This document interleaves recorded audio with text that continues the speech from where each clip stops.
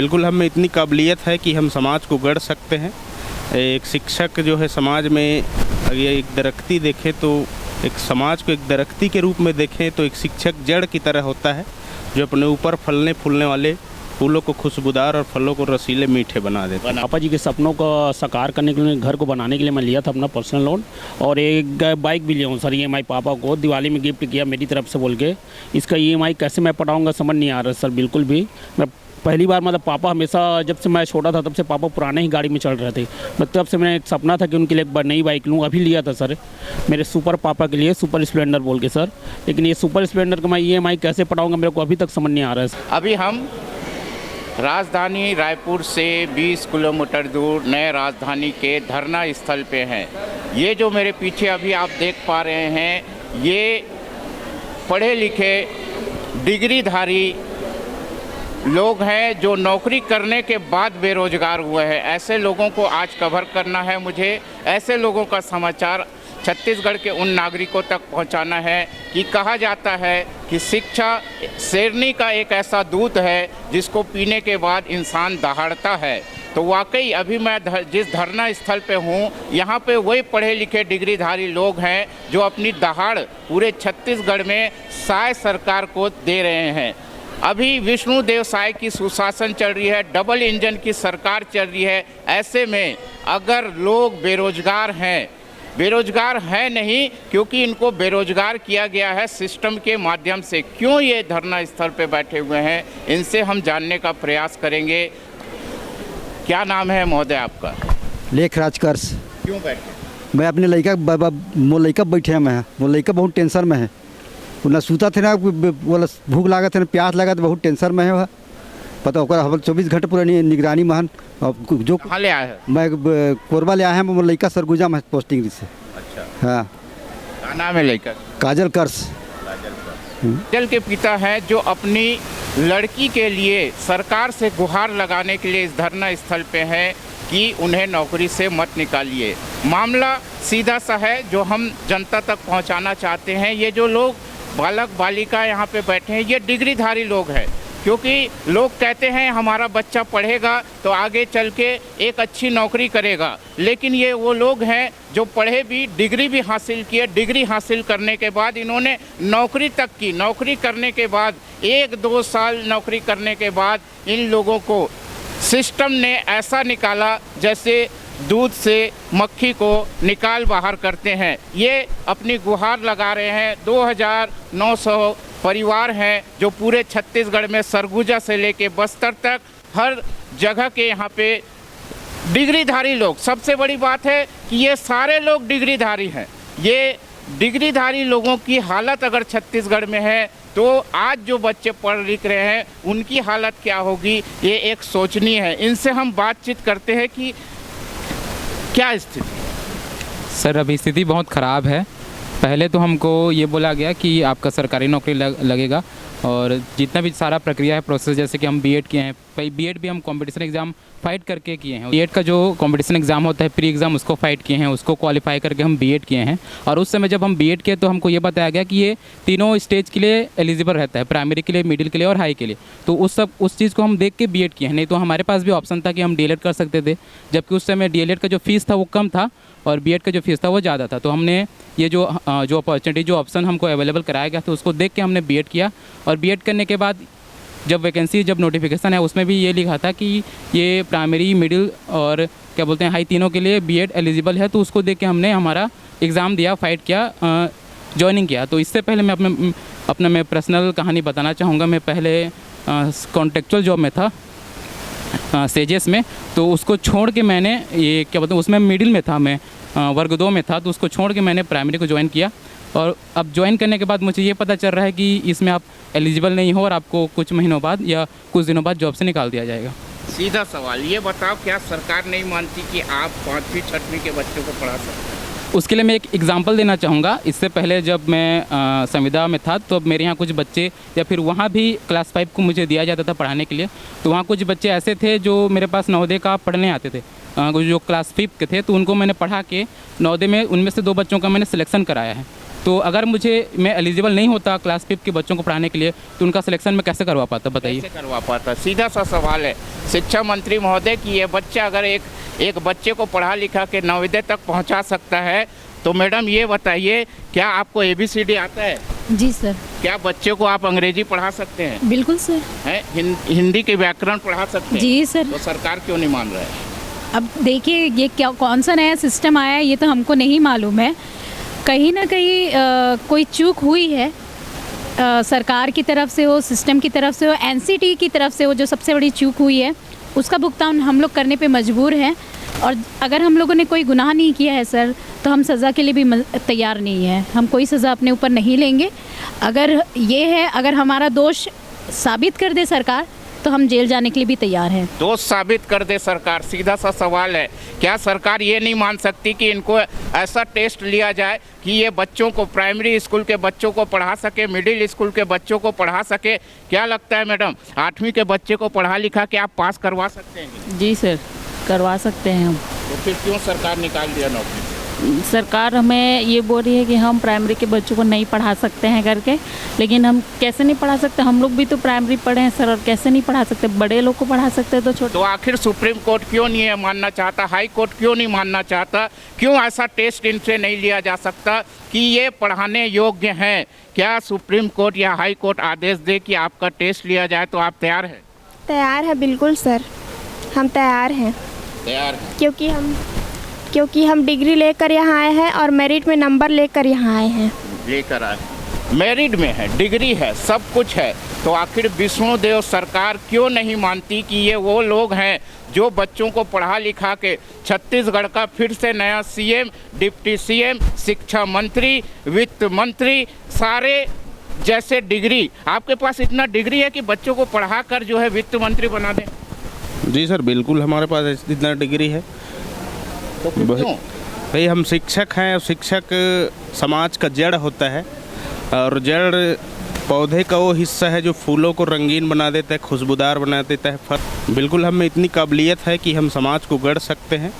एक शिक्षक जो है समाज में, अगर एक दरख्ती देखें तो एक समाज को एक दरख्ती के रूप में देखें तो एक शिक्षक जड़ की तरह होता है, जो अपने ऊपर फलने फूलने वाले फूलों को खुशबूदार और फलों को रसीले मीठे बना देता है। तो सीधा सा एक ही बात है, शिक्षा का जो, देखिए शिक्षक का जो बेटा है वही हमारा नेता है। तो सीधी सी बात है कि हम इन्हीं लोगों से पूछते हैं, भाई सीधा सा सवाल है कि क्या आखिर निकालने का कोई रीज़न तो बताया होगा सरकार ने आपको? सर, हम सरकार से हर बार जितनी बार जाते हैं, हमने 90 विधायक को 2-2 बार ज्ञापन दे चुके हैं। अच्छा। और उसके बाद भी जितने भी मंत्री हैं उनको भी ज्ञापन दे दिया, हर चीज़ करके हमने देख लिया, लेकिन सरकार का एक ही रुख है, करेंगे। लेकिन एक आश्वासन, लिखित आश्वासन हमको नहीं दिया गया। इसी कारण आज तूता के इस धरना मैदान पे हम सभी लगभग 2900 शिक्षक यहाँ पर धरना पे बैठे हुए हैं, और हमारी सिर्फ एक ही मांग है कि हमें समायोजित कर हमारी सेवाओं को सुरक्षित किया जाए। और कुछ दिनों पहले ही मंत्री के द्वारा, जैसे कि विजय शर्मा जी के द्वारा बोला गया था कि पूर्ववर्ती सरकार पे आरोप लगाया गया था, जबकि ऐसा बिल्कुल भी नहीं है। हम आपको बताना चाहेंगे कि इस भर्ती के लिए 4 काउंसलिंग कराया गया है, जिसमें से 2 काउंसलिंग पिछली सरकार के द्वारा और 2 काउंसलिंग वर्तमान सरकार के द्वारा में किया गया है। तो मैं माननीय मंत्री जी से कहना चाहूँगा कि आप बिल्कुल भी राजनीति ना करें इसमें, और हमारी सेवा सुरक्षित रखें। पूर्व सरकार की गलती, वर्तमान सरकार अपनी गलती क्यों नहीं सुधार रही है? यही सबसे बड़ा सवाल लेकर तूता धरना स्थल पे ये सारे डिग्रीधारी लोग बैठे हुए हैं। जब पूर्व की अगर भूपेश सरकार की गलती है, तो वर्तमान के वित्त मंत्री और वर्तमान के विष्णुदेव सरकार ये क्यों नहीं मानती कि उनकी क्या गलती है, इनकी क्या गलती है कि इस राम राज्य में निर्दोष हो गए, वनवास ले रहे हैं? क्यों भाई, कौन सा वनवास काट? सर, मैं ये बोलना चाहता हूँ कि सरकार हमको ऐसा कौन सा सजा दिया है सर? हमारी गलती क्या है कि हमको ये धरना में आकर रायपुर से इतने दिन से आंदोलन करना पड़ रहा है? 14 दिसंबर से हम लोग अंबिकापुर से अनुनय यात्रा की है सर, उसके पश्चात यहाँ से आकर अभी विगत 4-5 दिन हो गए यहाँ धरना दे रहे हैं सर। तो हमारी इसी गलती क्या है कि सर कि हमको सड़क में आना पड़ रहा है सर? गलती बताई सरकार। तो गलती यही बताए सर कि हमारा गलती क्या है। हम लोग NCT के गजट है उसमें 2018 में देखा था कि जो बीएड है वो वर्ग 1, वर्ग 2, वर्ग 3 तीनों के लिए एलिजिबल है। और उसके बाद हम लोग टेट पास किए हैं, उसके बाद जब नोटिफिकेशन आया एग्ज़ाम का तो उसमें बीएड डीएड दोनों मान्य था सर। तो हमारी गलती क्या है सरकार ये बताए सर। गलती क्या है ये बताए सरकार। तो क्या वर्तमान में विष्णुदेव सरकार के तमाम 90 विधायक मंत्रीगण ये बताने में नाकाम है इन डिग्रीधारियों की इनकी गलती क्या है? क्योंकि सालों बिता दिया हमने नौकरी की तैयारी में, वापस न जाने दो युवाओं को शायद सरकार। सीधा सीधा शायद नौकरी वापस आएगा, यही आशा रखते हैं सर कि शायद सरकार बोलती है कि हम इतना वैकेंसी निकालेंगे, रोज़गार देंगे, रोज़गार देने वाली सरकार है। तो यही आशा लगाते हैं कि रोज़गार देने वाली सरकार हम रोज़गार पाए, शिक्षकों को बेरोज़गार नहीं करेगी। ये उम्मीद है। उम्मीद तो है, लेकिन ये उम्मीद कहाँ तक पूरा होगा? क्योंकि इसी उम्मीद से सबसे बड़ा कि एक डिग्रीधारी ने अपनी जान गंवा दी, जिनके पिता मेरे साथ हैं, उनसे हम बातचीत करेंगे। क्या हुआ? हाँ, एक बार जो हाँ दंतेवाड़ा में जो जहाँ पदस्थ थी वहाँ से कुआकोंडा ब्लॉक में पदस्थ थी, वहाँ से दंतेवाड़ा में ज्ञापन देने के लिए आई थी। तो वापस जा रही थी तो उसमें दुर्घटना, ज्ञापन देकर वापस जा रही थी, दुर्घटना हो गई, उसमें उनकी स्वर्गवास हो गई। अब इन लोगों को मैं देख रहा हूँ तो उन्होंने मेरे तो बच्चे से स्वर्गवास हो गई, अब ये बाकी बच्चे हैं बीएड वाले, इनका क्या गलत है? हर चीज़ में तो उनका परीक्षा लिए, हर चीज़ में मेरिट लाए, उनको कैसे निकाल रहे हैं? क्यों निकाल रहे हैं? क्या गलत है भाई? हाँ, इसीलिए मैं आया हूँ। उनका गलत क्या है? गलत को सुधारने का मौका दीजिए या उनको समायोजन कीजिए, कोई दूसरा पद दे दीजिए, कहीं से जगह उनको नौकरी दीजिए, निकालिए मत। हमेरा यही कहना है। ये वो पिता हैं जिन्होंने अपनी बच्ची को इसी बीएड के इस पूरे धरना क्रम में उन्होंने अपनी जान की आहुति दी। ये यही चाहते हैं कि एक की जान गई बाकी की जान ना जाए। तो देखते हैं विष्णुदेव सरकार में क्या इनके धरने को जायज़ मानते हुए, सीधी सी बात है, इन्होंने डिग्री हासिल की, इन्होंने नौकरी किया, ठीक है, कोई भी त्रुटियां पूर्व सरकार कर सकती है, वर्तमान सरकार क्या ऐसी कोई विकल्प तैयार नहीं कर सकती कि इनको फिर से जॉब दे दिया जाए शिक्षा के ही क्षेत्र में? क्योंकि इन्होंने जो डिग्री हासिल की है वो शिक्षक की डिग्री है। इनके पास वो कुव्वत है, वो ताकत है कि वो पहली से लेके 5वीं तक, 6वीं से 12वीं तक की बच्चों को भी पढ़ा सकते हैं। लेकिन अगर इनको जिस जगह पे सहायक शिक्षक के रूप में नियुक्त की है तो क्या सरकार, क्योंकि आज भी अगर हम देखें तो छत्तीसगढ़ के तमाम स्कूलों में शिक्षकों की कमी है। शिक्षकों की कमी होने के बाद भी अगर 3000 लोग शिक्षकों को निकाल देना, ये सरकार आखिर सोचती क्या है? यही सबसे बड़ा कारण है। क्या सोच रही है सरकार?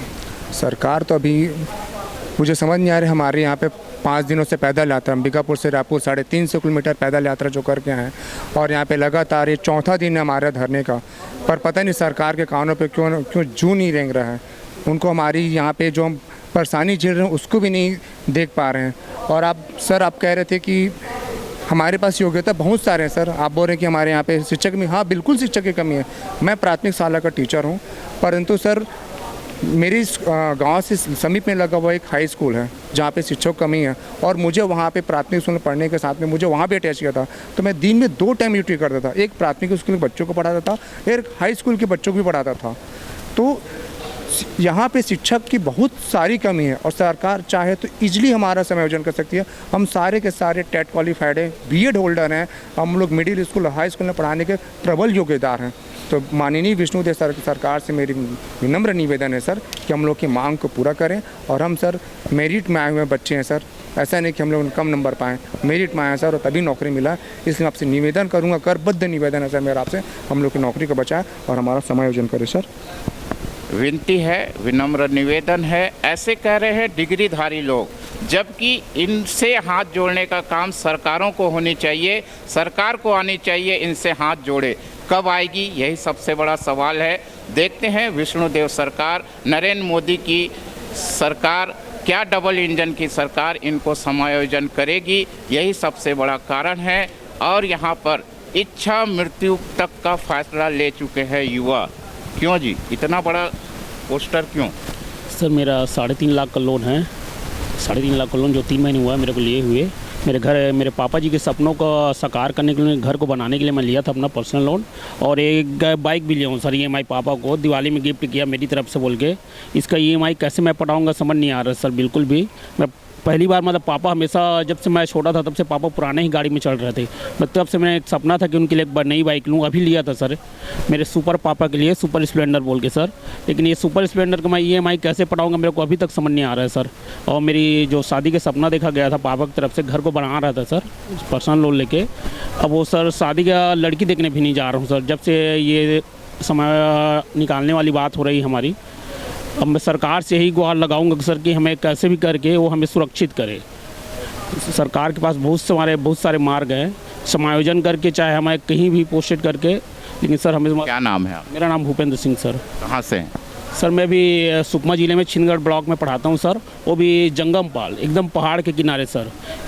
मैं सरकार से ही गुहार लगाऊंगा कि एक बार ज़रूर देखने आए हम किस हाल में हैं यहाँ पे। हम बस्तर सरगुजा में कैसे पढ़ाएं, हमारा हाल एक बार हाल तो पूछे ज़रा, एक बार देखने आइए तो ज़रा हमें। सवाल अमित शाह जी, आप कहते हैं 2026 तक बस्तर विकास करेगा, ऐसा विकास करेगा? एक डिग्रीधारी को आपने नौकरी से निकाल दिया, उसके बाद वो इच्छा मृत्यु की तक की मांग करने को तैयार बैठा है, और आप बोलते हैं कि बस्तर 2026 में विकसित हो जाएगा।